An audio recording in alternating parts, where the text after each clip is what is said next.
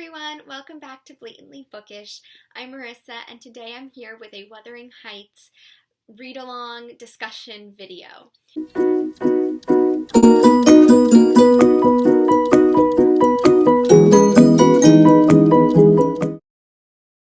I apologize for not making this video sooner. I've been working on it for a really long time, but my ideas just feel so incoherent and jumbled, and I've been having a really hard time deciding what to say. I think it would have been much easier for me if I had broken this down into a few chapters at a time with little short videos instead of a long rambly one like will probably happen right now. I think that one of the reasons this book is so difficult for me to talk about and to organize my thoughts around stem from the narrative structure of the novel itself. It's not a linear book, and its structure is complicated by the narrators themselves, as well as the span of time and how time is treated in the novel. Of course, we start out in the present with Lockwood, who is the new tenant of Thrushcross Grange. And he is an outsider, and we get his first opinions and first impressions on the characters of the novel and on Wuthering Heights as a place itself.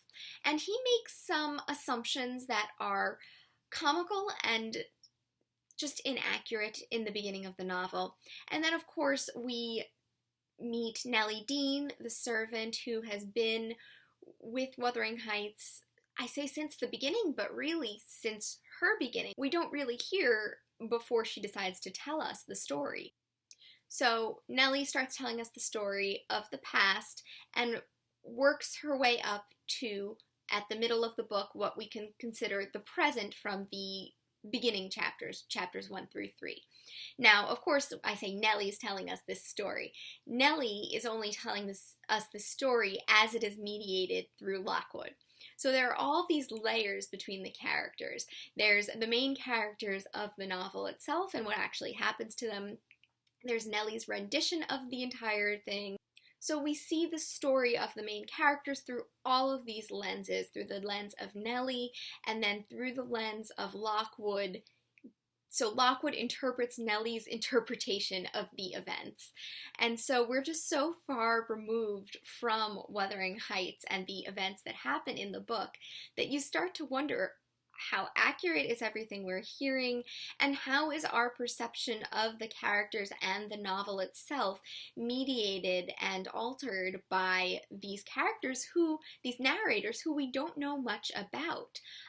The narrators themselves, Lockwood, we never learn much about him, and Nellie, we don't know much at all about her. All we know is that she's been a servant at Wuthering Heights for a very, very long time, and we know what she tells us. But we aren't given her life story by any means. We have no idea how she came to Wuthering Heights, and that's just not something that we're given as information. I think Nellie would be one of those characters that should get their own spin-off novel. I feel like spin-off novels are sort of really trendy nowadays. Something like the story of Jane Fairfax and Emma, sort of a not so minor character, but a character who you don't get much about, that they really flesh out their narrative in a different book. I feel like Nellie, if she doesn't have one of those already, should get one.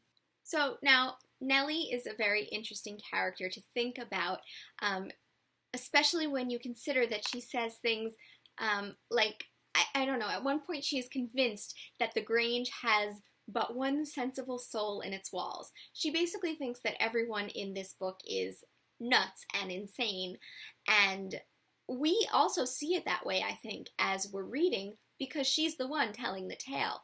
But you have to wonder if that's a false sense, and if, whoever tells the story just has control over how the reader perceives it.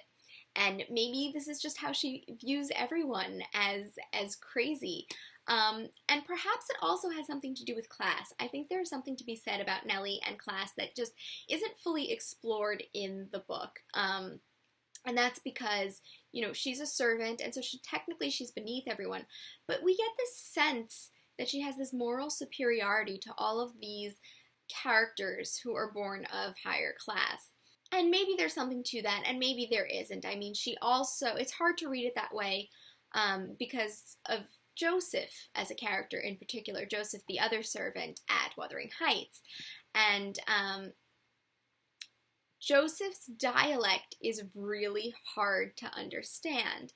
And I think that's important. I don't know. I'm interested in hearing what you guys make of that. I think you can read the entire book basically skipping everything Joseph says. For a while when I started reading the book, I was very interested in trying to understand his dialect. I would read every single word and try and say it out loud so I could understand what he was saying. But I realized that if I just kind of skimmed it, I could get the gist of what he was saying without really knowing what he was saying. And he is the other servant, he is the other person of her class that is represented in the novel. So I think it's really interesting, and that this book could definitely get a class reading that I'm not going to go into more depth about, but I'd love to hear your ideas on that if you're interested. So I think a very standard reading of Wuthering Heights is that you have, Wuthering Heights on one hand and Thrushcross Grange on the other, that they're two separate spheres, that Wuthering Heights is the rugged, the savage, the animalistic qualities within human nature, that it is the supernatural, sort of the chaotic. And then you have Thrushcross Grange, which is seen as this haven of domesticity and of civilization. And I think that reading is too simplistic, and that I kind of like to push back on that a bit. So I think this exploration of domesticity versus sort of this savage wilderness is really well depicted in the concept of dogs and violent acts surrounding dogs in the book. In the beginning of the novel, Lockwood is viciously attacked by dogs at Wuthering Heights, and he's told that they're not kept as pets, and it almost seems like he is being attacked for touching them and patronizing them as pets, trying to treat them as these domesticated animals where they're wild even though they're in the domestic setting. And then it's so interesting to see how then these dogs are actually beat back with a symbol of domesticity, a frying pan. But the frying pan is wielded in such a non-domestic manner. This object of domesticity becomes a weapon, and it's this idea that Wuthering Heights changes people and changes things, that it can take a perfectly ordinary frying pan and turn it into a weapon, that it can take someone like Mrs. Heathcliff, who has been brought up at Thrushcross Grange, and turn her into this rude, unpolished creature. So it's sort of this descent into wilderness. But again, it's more complicated than that, because if you think about it, there's another really interesting scene at Thrushcross Grange with violence and dogs. So it's when Heathcliff and Cathy are trespassing on the Grange, and Cathy is attacked by Skulker. And if you think about it, Skulker, their guard dog, is far more aggressive than the dogs at Wuthering Heights. At Wuthering Heights, Lockwood is perfectly intact. I mean, he's okay. He provoked the dogs almost by treating them as pets and not respecting their animalistic qualities. But Skulker is more aggressive, and it's almost like he's not even being provoked. I mean, he sort of is in some sense because they're trespassing, but it is his owners who tell him that, trespassing means attack. He's encouraged. He is trained to do this. And in a sense, it's that he is protecting their domesticity and their civilized manner. And in protecting their domesticity and keeping the Grange a domestic and refined place, he actually has to be more aggressive. And that, the Lintons aren't, just because they live at the Grange, it doesn't mean that they are without their flaws. They are particularly nasty people as well in a lot of ways. They're just not as obvious and as straightforward as some of the ways in which the occupants of Wuthering Heights can be cruel. And then, of course, there's this notion that Cathy, after she spends time at Thrushcross Grange, that Cathy must mind and not grow wild after she's been domesticated at the Grange and returns to Wuthering Heights, that she has to put effort into her ladylike appearance and demeanor, and that she has to protect her domesticity, and that she can't let the rugged nature of Wuthering Heights and the people that she's around, especially Heathcliff, change her again. And there's this sense that domesticity and civilization and manners and customs and society and everything that brings is something false, is something that you have to work for, that you have to strive for. It's not something that, you can be born into it, but even those who are born into it need to work to protect it. So I think that's actually a really wonderful segue into Heathcliff. He is an outsider. When we first meet him, he is dirty, ragged, black-haired, and talking gibberish. That's how they describe him. And they don't even call him him. They call him it for about a page or a page and a half. They call him a gypsy brat. They're very nasty to him, and even Catherine spits on him. He's treated as inhuman, and he doesn't belong. But that initial reception of him, contrasted with his return, it's so interesting. We never really know what happens to Heathcliff when he disappears. And then he comes back and suddenly he has money and he is respectable. And you start to wonder, what did he do to get that money? Did he do something illegal, or does anyone even care or suspect that he might have? Their reactions, especially Edgar's reaction, is just hysterical. Edgar, in the beginning, before he's seen Heathcliff, is so anxious to receive him. He doesn't want to bring him into the parlor. He basically tells Cathy she's overreacting at his return and says, "The whole household need not witness the sight of your welcoming a runaway servant as a brother."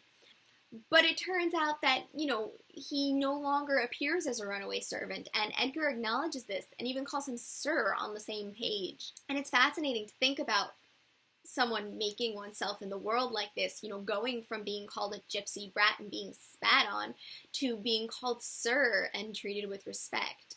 But at the same time, Heathcliff is still described, when they see him, as having this newfound half-civilized ferocity and eyes full of black fire, but subdued. So it's this idea that he's been domesticated, but he's only been domesticated in order to enter Cathy's realm, and there's this idea that something is lingering under the surface, that he needs to protect this sense of respectability for fear of the ferocity and the black fire coming back. And it's interesting that it also mentions that he retained no marks of former degradation. And you wonder, what are those marks? Is it just that he cleaned himself up, took a shower? I don't think so. I think it's a lot more complicated than that. I think it has a lot to do with money. Also these former marks of degradation. He can clean himself, he can change his clothes, but he can't change the color of his skin.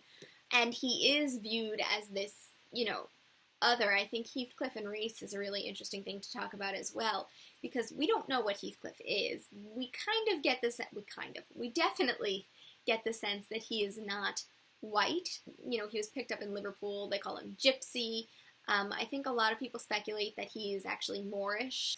I think Nellie at one point makes a comment about his, that his mother could be an Indian princess or something, and his father could be a Chinese emperor, and so we don't really know his race, but it's this idea that you can really make yourself if you don't know your past. There is power in his anonymity. So I also just forgot how massively funny this book is.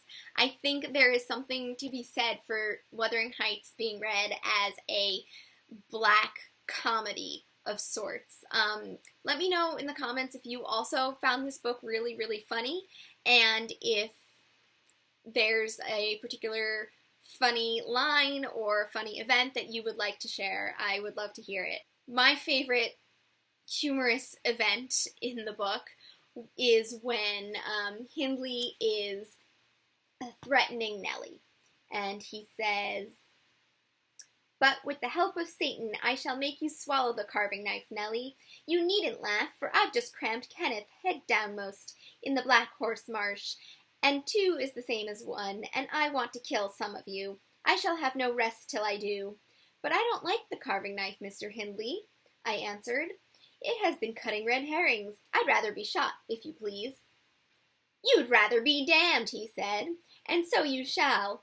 No law in England can hinder a man from keeping his house decent, and mine's abominable. Open your mouth. And it just goes on. I mean, he even tells her that she, not to laugh, which means she was laughing, that she found this hysterical. He threatens to snap his own child's neck. Hindley is almost comical in how awful he is. But I think it's interesting that Heathcliff almost becomes Hindley by the middle of the novel, with how he runs Wuthering Heights in the beginning of the novel and how he interacts with company there. I think there is definitely this trend of the 2 H names, actually 3 H names, although we haven't really talked about Hareton yet, and we probably won't till the second half of the book. The 3 H names sort of mixing and melding and becoming very similar to each other. So it's this idea of Hindley as a tyrant, this image of this gothic, tyrannic, abusive patriarch that's almost funny in a sense. I mean, it's terrible, but it's also wonderful. He has to actually tell her not to laugh, and he threatens to snap his own child's neck. I mean, he is just out of control, and Hindley is almost comical in how awful he is. But I think it's interesting to see how Heathcliff almost becomes Hindley by the middle of the novel, or the beginning, if you will, how he runs, the way he runs Wuthering Heights in the beginning of the novel, and how he interacts with company. It's very Hindley-esque, and I think it's interesting to see how Heathcliff sort of becomes Hindley, and this idea of Hareton as this other H being stuck between the 2, and how he is like, or not like, Hindley and Heathcliff. You'll notice I have purposely omitted most everything about Cathy and Heathcliff. I think they deserve their very own video. I don't think I can do them justice as part of this video, and I will make a separate video on their complicated relationship. So if you like this video, please give it a thumbs up, please subscribe to my channel, and I really, really want to hear your comments about Wuthering Heights, and just anything you noticed, funny things, things that relate to what I said or that don't relate to what I said. I left a ton out. There are so many famous quotes and wonderful passages and things that I would love to talk about more. So please, please, please comment down below. And I'll see you in another video soon. Bye!